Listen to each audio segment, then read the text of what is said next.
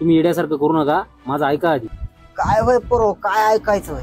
बापू मित्र गाडी विकायच्या मागे लागला हो. काऊन बाबा, गाडी काऊन निकायला? आपली लक्ष्मी होय घरची, आपलं पोट भरतो तिच्यावर, काऊन निघतो माय? मी तेच म्हणालो बापू, पण हे ऐकणच झाले तर.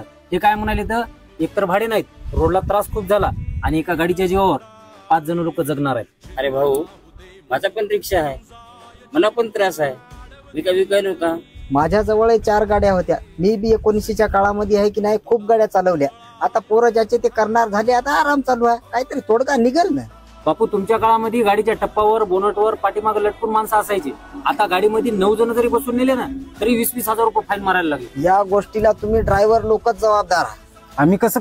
तुम्ही म्हणाले ते बरोबर आहे, मात्र त्या काळामध्ये आहे की नाही, आमचे ड्रायव्हर लोक एकजूट होते. तसं तुम्हाला तर करता येणं झालं. तुम्हाला प्रसार माध्यम आहात, त्या काळात तर काहीच नव्हतं. तुम्ही लोक सगळे एका जागी या, ऑटोमॅटिकच तुमचे प्रश्न सुटणार आहात. बापू म्हणाले ते खरं आहे. आपलीच एकी नाही, त्यासाठी आपण सगळेजण एक येऊ आणि आपले प्रश्न आपणच सोडू.